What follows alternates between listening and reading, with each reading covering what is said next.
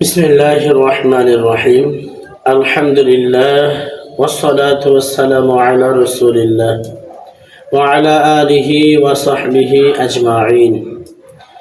প্রিয় দর্শকবৃন্দ, আসসালামু আলাইকুম ওয়া রাহমাতুল্লাহ। আজ আমরা এমন একটি বিষয় নিয়ে হাদিস জানব, যেখানে রাসূলুল্লাহ সাল্লাল্লাহু আলাইহি ওয়াসাল্লাম মানুষের সৌভাগ্য ও দুর্ভাগ্যের কয়েকটি গুরুত্বপূর্ণ লক্ষণ তুলে ধরেছেন। আমরা অনেক সময় মনে করি শুধু অর্থ সম্পদ থাকলেই মানুষ সুখী, কিন্তু ইসলাম আমাদের শিখিয়েছে প্রকৃত সুখ ও দুঃখের পিছনে আরও কিছু বড় কারণ রয়েছে। রাসূলুল্লাহ সাল্লাল্লাহু আলাইহি ওয়াসাল্লাম হাদিসের মধ্যে বলেন, عن سعيد بن أبي وقاص رضي الله تعالى عنه عن النبي صلى الله عليه وسلم قال: أربع من السعادة المرأة الصالحة والمسكن الواسع والجار الصالح والمركب الهني.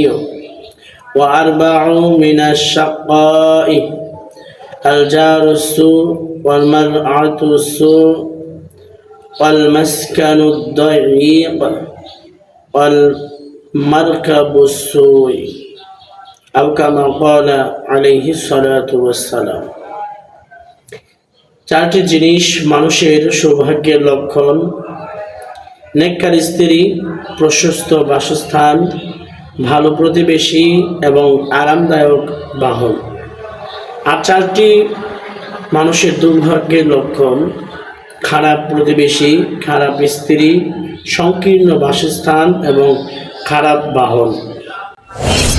সম্মানিত দর্শক, প্রথমে রাসূল সাল্লাল্লাহু আলাইহি ওয়াসাল্লাম খারাপ স্ত্রীর কথা বলেছেন, কারণ সংসারে যদি ঈমান, চরিত্র ও পারস্পরিক সম্মান না থাকে, তাহলে ধন সম্পদ দিয়েও শান্তি কেনা যায় না।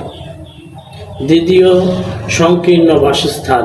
এর অর্থ শুধু ছোট ঘর নয়, এমন পরিবেশ যেখানে পরিবারের স্বাভাবিক জীবনযাপন কষ্টকর হয়ে যায় এবং সব সময় অশান্তি বিরাজ করে।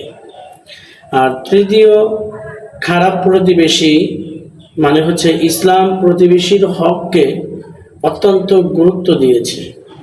যে প্রতিবেশী কথায়, কাজে ও আচরণে মানুষকে কষ্ট দেয়, সে মানুষের জীবনে বড় পরীক্ষার কারণ হয়ে দাঁড়ায়।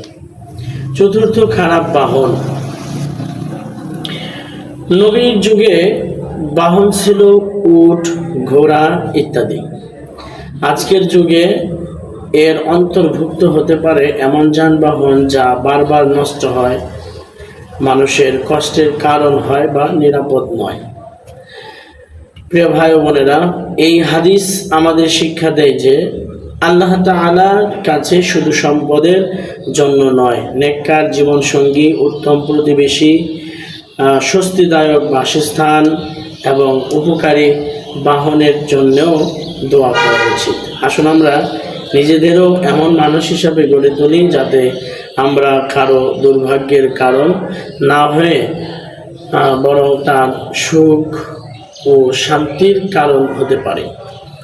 আল্লাহ তাআলা আমাদের নেককার পরিবার, উত্তম প্রতিবেশী, শান্তিময় বাসস্থান এবং হালাল ও কল্যাণকর জীবনের ব্যবস্থা দান করুন। আমিন। ওয়া সাল্লাল্লাহু তাআলা নবিয়্যিনা মুহাম্মদ ওয়া আলা আলিহি ওয়া সাহবিহি আজমাইন। আসসালামু আলাইকুম ওয়া রাহমাতুল্লাহি ওয়া বারাকাতুহু।